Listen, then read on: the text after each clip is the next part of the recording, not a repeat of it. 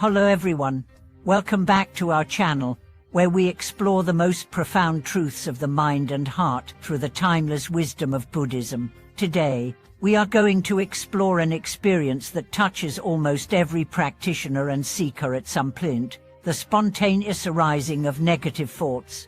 Maybe you've experienced this.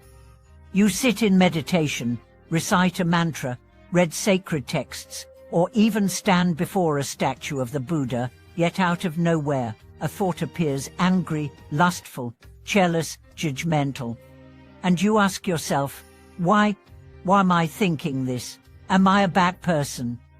Am I unworthy of spiritual practice? In today's talk, we are going to dismantle this fear, expose the inner workings of the mind, and reveal what the Dharma has to say about the truth behind these dark visitors.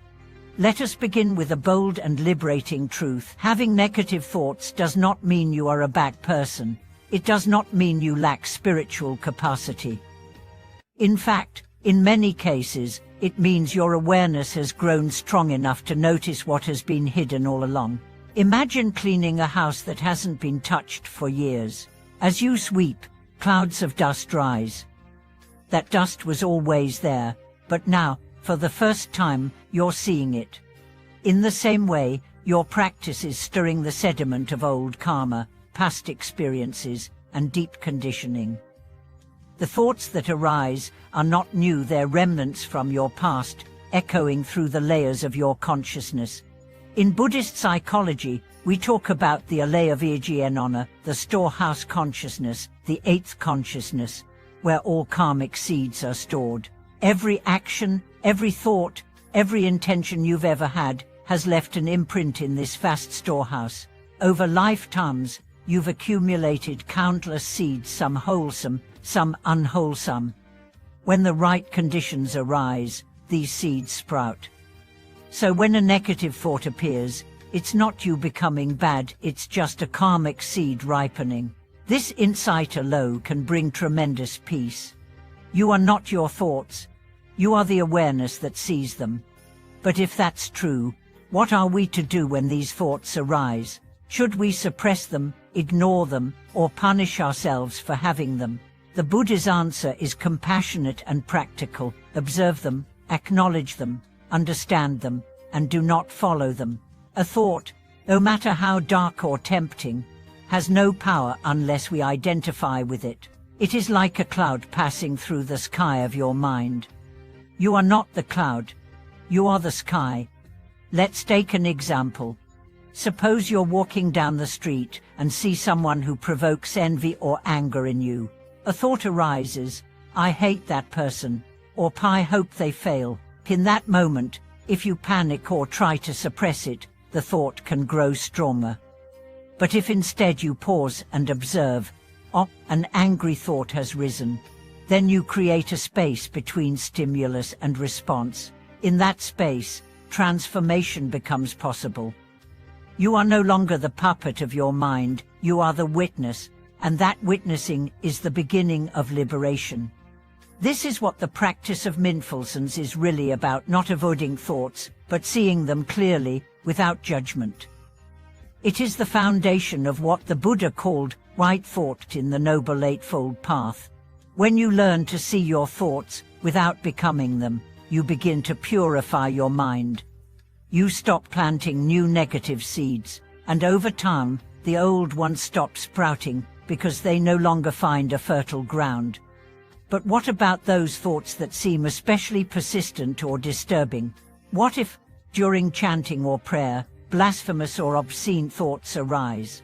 Many practitioners feel horrified when this happens. But again, the Buddha taught that the stronger your spiritual intention, the more your unresolved karmic seeds will be stirred.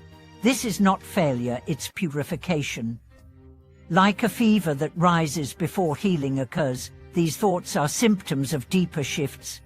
They are not obstacles, they are the material of awakening.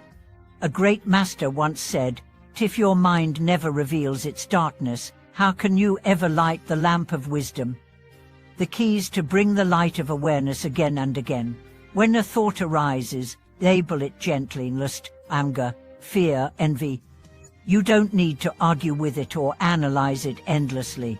Just name it, smile at it, and return to your breath, your mantra, your sacred image. And don't forget to include compassion. Not just for others, but for yourself. Many people who begin spiritual practice are overly harsh with themselves. They expect perfection. But the Buddha never asked for perfection. He asked for sincerity, perseverance, and wisdom. He said, "Just as a rock is not moved by the wind, so the wise are not moved by praise or blame. Apply that wisdom inward." Whether your thoughts are noble or base, don't be swayed. Stay grounded. Keep practicing. Over time, you'll notice a shift. The same thoughts may rise, but they won't hook you anymore. Their grip weakens, their volume softens. You might even smile when they come, like seeing an old ghost with no more power.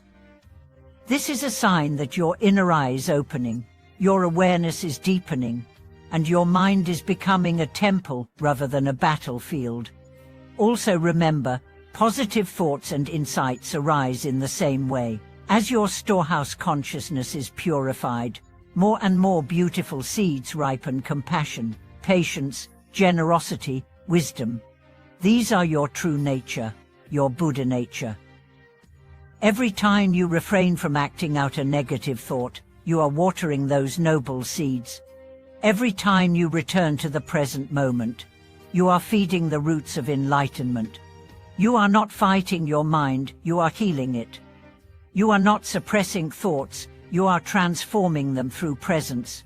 This is the path of the Bodhisattva, not to escape the world or the mind, but to walk through both with eyes wide open, heart soft, and courage strong. Thank you for watching this video. If you face troubling thoughts in your practice and have found ways to meet them with wisdom, compassion, or even humor, we'd love to hear from you in the comments. What helps you stay present when negativity arises? Let's support each other on this path. Please like, subscribe, and turn on notifications so you won't miss our upcoming episodes on navigating the beautiful, messy, powerful terrain of the mind. May your practice be steady and your insight deep. See you next time.